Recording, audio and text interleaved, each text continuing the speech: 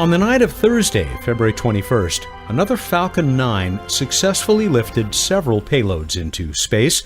One of those payloads carries the dream of Space IL, not just to safely land a spacecraft on the moon, but to inspire millions of young people through this accomplishment. We've got a great conversation with Space IL's Senior Systems Engineer Yoav Landsman coming up. First, though, something special from our MaryLiz Bender. MaryLiz was at Cape Canaveral for the spectacular launch. She met members of the Space IL team and assembled this brief recap of her conversation with one of them.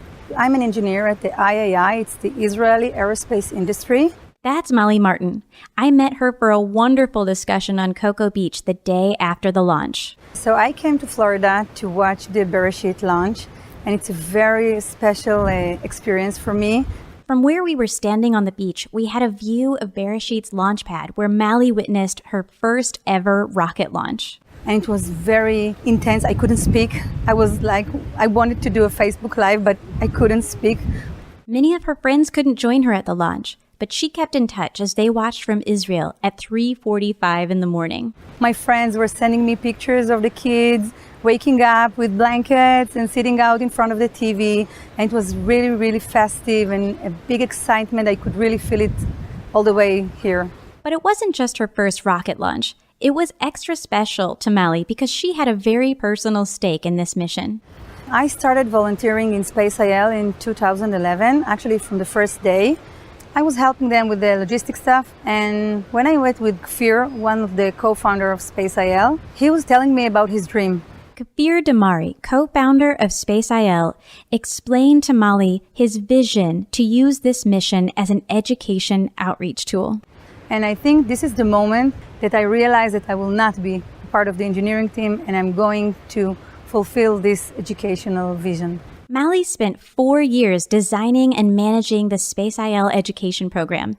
And for 8 years, she and the other volunteers gave presentations all across Israel, reaching over 1 million kids. I mean, we want to send a spacecraft to the moon, but the mission was to inspire kids to pursue STEM education. The reaction is excitement.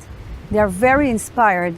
It really teaches us that we just have to find the right story to get to the kids. Just as the Apollo missions inspired so many American kids to become scientists and engineers, the Space IL team hoped to create their own Apollo effect. But now, after we see this bursting after the launch and all these kids want to be a part of it, I think we should call it the Bereshhet effect.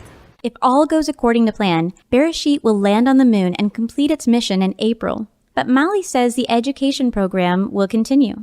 We plan on taking the spacecraft story and put it into the science curriculum, because when you study out of context, it's sometimes boring, sometimes you don't see the point of it. The idea is that kids will enjoy learning science, technology, engineering, and math if they have a real-life example, like the inspiring Bereshhet mission, to give it context. I'm so proud I did the education part of the mission, because as interesting as the engineering part is, I think that without the educational impact, it won't be the same. I mean, if a bunch of engineers build a spacecraft in this closed laboratory and no one hears about it and kids don't hear about it, we didn't do anything. This was the first vision and our mission, so I'm very proud of the educational impact.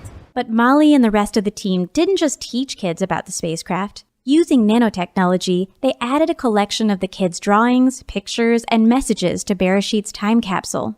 I really hope that one day these kids that we met all these years can go to the moon themselves and see the time capsule and all the material they sent. The main question she gets from the kids is whether or not Bereshhet will return to Earth. And I tell them, one day you'll be an engineer and you will design the mission that will take Bereshhet back here. In the meantime, kids can follow along with the mission and track Bereshet's location following its countdown to landing at live.spaceil.com. The amazing thing about telling these kids all these years the story of the spacecraft, there were times that kids could not believe. I mean, I was telling them the story when they were in elementary school, and most of them are now graduated. I think this is the impact, that kids were dreaming about a spacecraft for all this time, and it's eventually happening. This has been a story of inspiration and hope for the kids who grew up thinking that Bereshhet was a science fiction story, but today recognize it as a reality. For Planetary Radio, I'm MaryLiz Bender at Astra.